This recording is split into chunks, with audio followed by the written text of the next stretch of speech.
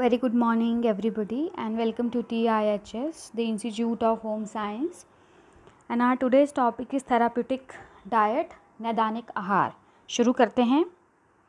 This is a food pyramid. यहाँ से question आपको आता है कि जो आपका फूड पिरामिड है, जो खाद्य पिरामिड है, उसका जो आधार है उसमें कौन कौन सी चीज़ें हैं, ठीक है, और जो टॉप में है उसमें कौन सी चीज़. So you just see it very attentively, you will get to know lot of things. जैसे कि इसके आधार में आप देख पा रहे हैं ना, होल ग्रेन्स है जिसकी 5 से 12 सर्विंग्स आपको लेनी है.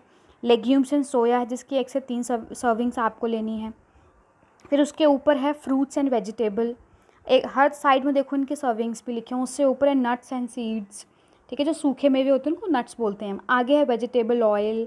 फिर है आपका डेयरी एंड एग्स. एंड सबसे टॉप पे जो लीस्ट है वो क्या है बेटा, स्वीट्स, राइट. और साथ में यहाँ पे लिखा भी गया है कि आपको डेली एक्सरसाइज करनी है, वाटर लेना है, right, 8 glasses per day and sunlight 10 minutes a day to activate vitamin D. So let's move. Introduction लेते हैं बेटा हम नैदानिक आहार का. Modification in the normal diet. अब नॉर्मल डाइट में आप क्या खाते हो, आप दाल, चावल, रोटी, सब्ज़ी. अब उस आहार में जो बदलाव आप करते हो उसको हम क्या कहते हैं, थेराप्यूटिक डाइट. क्या उद्देश्य है, purpose is to hasten the process of cure, ताकि जो मेरा रोगी है वो जल्दी ठीक हो जाए. अब एग्जाम्पल के तौर पे जब आपको पेट दर्द होता है या लूज़ मोशन शुरू होता है तो आपकी मम्मी आपको पकौड़े नहीं खिलाती, वो आपको दलिया खिलाती है, वो आपको खिचड़ी खिलाती है, ताकि आप जल्दी से जल्दी ठीक हो सकें. एंड गिवन ड्यूरिंग इलनेस और after the illness to maintain the health. या फिर हम नैदानिक आहार कब देते हैं, बीमारी के दौरान या बीमारी के बाद भी. एग्जाम्पल के तौर पे किसी को डायबिटीज़ है तो हम डायबिटीज़ के लाइफ टाइम एक ऐसी प्रॉब्लम है जिसमें हमें उसमें उस आहार को दिमाग में रखना पड़ता है कि हम उसको जो है, जो हमारे सिंपल शुगर्स हैं वो हम उसको नहीं देंगे, हम उनको फाइबर रिच डाइट देंगे ताकि उसका जो हेल्थ है वो बरकरार रहे, इलनेस जो बीमारी है वो बढ़े नहीं. Now let's move.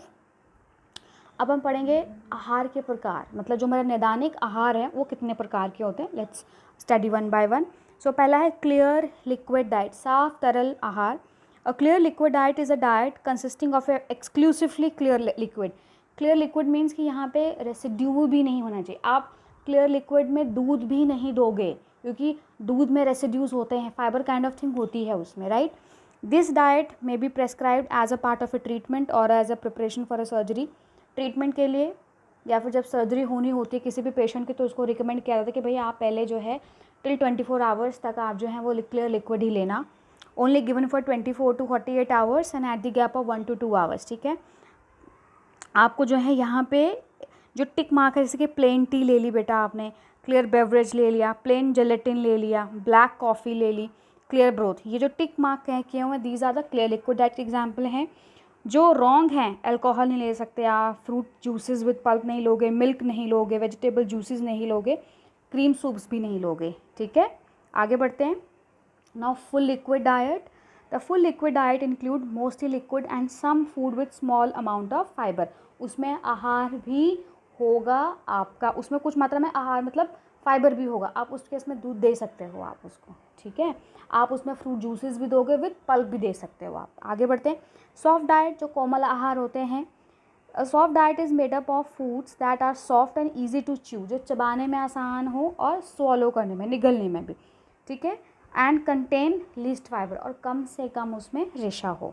एग्जाम्पल के तौर पे आपके पके हुए फल हैं लाइक बनाना या पीचेस विदाउट स्किन, योगर्ट है, pudding and ice cream, dalia, khichdi, dal, rice etcetera. Normal diet is given based on the history of the patient. उसके हिस्ट्री को जानने के बाद ही हम उसको नॉर्मल डाइट प्रेस्क्राइब करते हैं. जो ब्लैंड डाइट होती है बेटा, which is the diet which is without the spices, बिना मसालों के जो आहार होता है उसे हम कहते हैं ब्लैंड डाइट, राइट. अब फीडिंग 2 प्रकार की होती है. एक होती है एंट्रल फीडिंग जो कि ट्यूब के द्वारा की जाती है, और दूसरा है पैरेंट्रल फीडिंग डन विया सेंट्रल और द पेरिफेरल वेन्स. इसका एक सबसे अच्छा एग्जाम्पल है जब ग्लूकोज चढ़ाते हैं तो which is directly into the आपकी वेन्स में डाल दिया जाता है. आपके रिस्ट के पास से आपको चढ़ाते हैं वो, तो वो क्या है, डायरेक्टली इनटू दी सेंट्रल और पेरिफेरल. पेरिफेरल वेन्स कौन सी होती हैं, जो आपकी बाजुओं में या आपकी लेग्स में जा रही होती है, ठीक है. Even you can see in this picture also ठीक है, कि कौन सा वाला जो PPN है वो पार्शियल पैरेंटल न्यूट्रिशन है, जो TPN है which is total parental nutrition है। और यू कैन सी पार्शियल में देखो आम के ऊपर डाला हुआ है, ठीक है, और टोटल पैरेंटल में जो हार्ट की तरफ जो वेन्स है उनकी तरफ डाला हुआ है, देख रहे हैं। और जो नेजोगैस्ट्रिक ट्यूब है, इट इज़ एन एग्जाम्पल कि एज आई सेड जो एंट्रल फीडिंग होती है वो ट्यूब के द्वारा की जाती है।